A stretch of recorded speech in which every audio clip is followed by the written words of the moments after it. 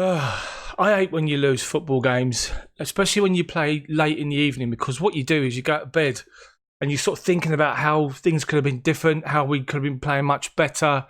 I can't believe we lost. And most importantly of all, I just can't believe that it was such a poor performance from Chelsea. No wingers, no creativity, asking people to fill in out wide where they're just not able to get involved in the game. What's the solution? I think I've found it. Let's get cracking.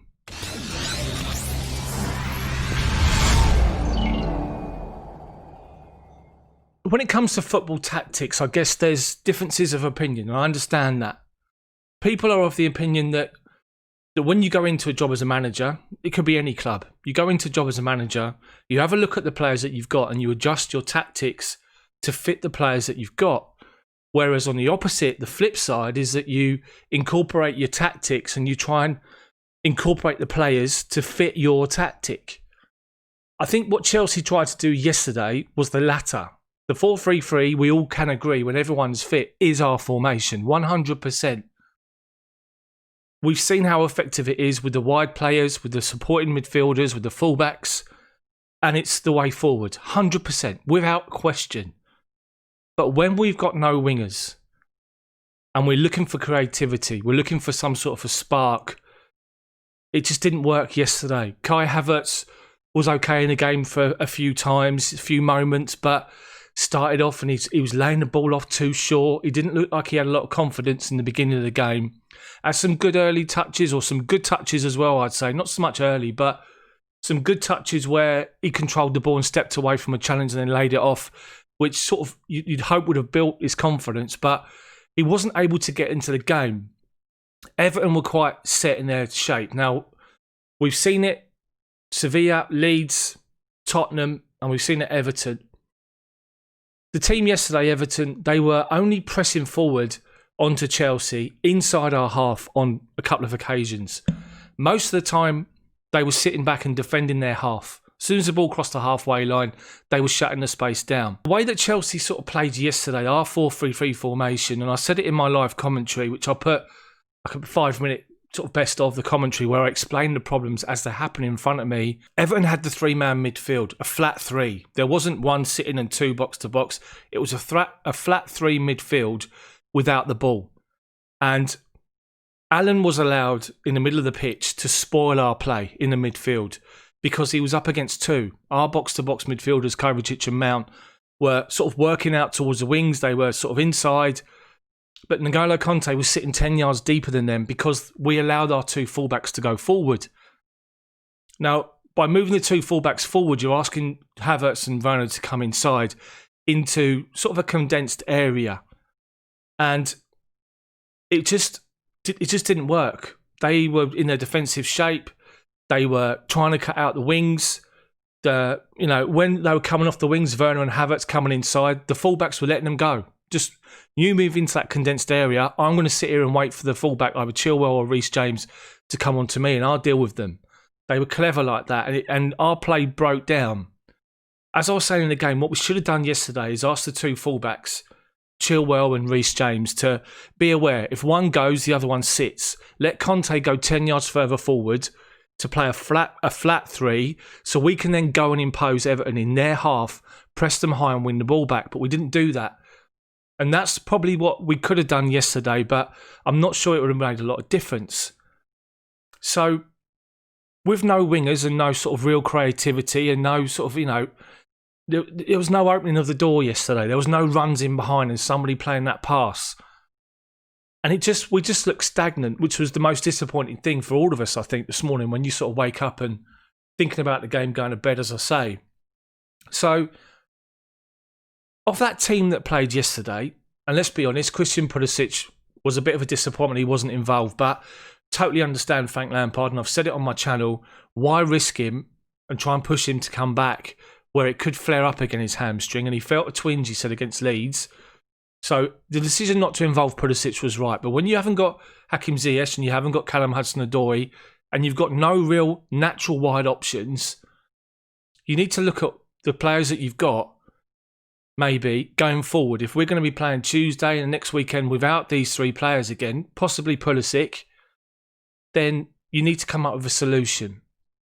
Now, I want to take you back to Antonio Conte when he come into Chelsea. He come in, the team was settled in the formation, a 4-2-3-1, I think it was back then, and he was like, okay, let's work with what we've got, let's see how it goes. And for the most part, in the beginning, it was okay. It was doing well, the players were comfortable. Then we went and played Liverpool at home and we lost 2-1.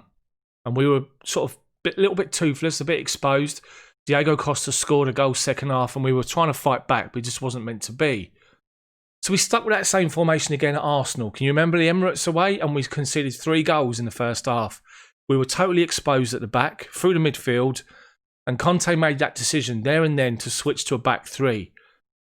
But importantly enough, what he did over the time from when he walked in the door to half-time at the Emirates, he studied the players that he's got and he worked on what's the best formation to get the best out of the players that I've got available to me right now. And I'm saying the same thing about Frank Lampard.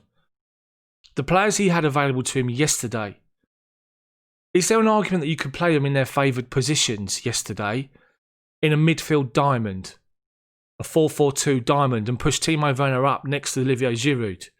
It was clear that we had no option up top. Giroud was being crowded out by Yerry Mina, who's an absolute joke, by the way.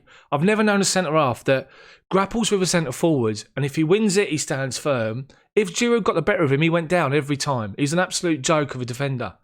Anyway, Giroud was getting no joy up against 2 defenders who were crowding him out. The 2 centre-backs were like, right, we're only playing up against Giroud. The 2 full-backs, you're playing against the wingers that are coming inside. If they come inside, let them go, and you deal with the full-backs bombing on, i.e. Chilwell and Reece James. So why not push the 2 up front and put Werner up through the middle next to Giroud, playing in and around him, off him? Play the midfield 4 in their favoured positions in a diamond. Kovacic and Mason Mount are going to work out wide anyway. They were doing it in the 4-3-3 box to box. They'll do it in a midfield diamond. Kovacic one side, Mount the other. They just play like Mazzalas and they just sort of move sideways, cover that space. Conte sitting in front of the back 4. Kai Havertz in as a number 10, trying to play little links between Werner and Giroud. That's his favoured position, the number 10. Put him in that position. Werner's favoured position is a centre forward. Put him in that position yesterday. Conte's natural positions, midfield, just put him a little bit deeper. And then Mount and Kovacic. Now I'm saying about the issue with Conte, I said it earlier about the 4-3-3, pushing him further up so we can impose our style on them. But by pushing 2 men up front, you've already done that. You've got Werner and Giroud hunting the centre-backs down with the ball. You've then got Kai Havertz as number 10. So you've got 3 players that are pushed on, trying to press them and trying to stop the ball coming out of their back 4. If the ball goes wide, let it go wide. Mount and Kovacic will filter across. You know, Havertz will then drop in and drop into the middle next to Conte and be aware to do that. So you're still defensively set. The 2 fullbacks, same thing as I said earlier. If one goes, the other one sits in. So we've still got 3 defenders at the back, plus Conte. You've still got 4 there in that position that can deal with a counter-attack or a ball wide, or if they get in behind us down the wings. But if anything, the strength that we've got in the middle of the pitch, in the 2 centre-backs, the goalkeeper apart from his mistakes yesterday, but that's just a blip. You know, through our midfield is where the strength is in the team. And Kai Havertz playing as a number 10, you're going to get the best out of him because he can link up. He's out wide in a position where most of the time he picks the ball up, he's got his back to goal wide and he's having to come back on his left foot because he's playing on the right-hand side. Werner could not get involved in the game yesterday, so shove him up front. Get him to make those runs in the channels. You've got Havertz to play balls through to him, Kovacic, Mount. You've got 3 options to supply the front too. Giroud can come and drop deep and Werner spins in behind, or the other way around. You know, it's something that I think could have happened against Everton second half. I'm not criticising Frank for not doing it, because we still had a couple of chances, we hit the woodwork. But if this is going to be the situation in the next couple of games, because they're out for a few weeks and Pulisic is still deemed to not be ready, for me, go to the strengths of the players that you've got and make a temporary switch to a diamond 4-4-2. Put Werner up next to Abraham or Giroud up front, making the runs in the channels, giving defenders an absolute nightmare to try and deal with because of his pace.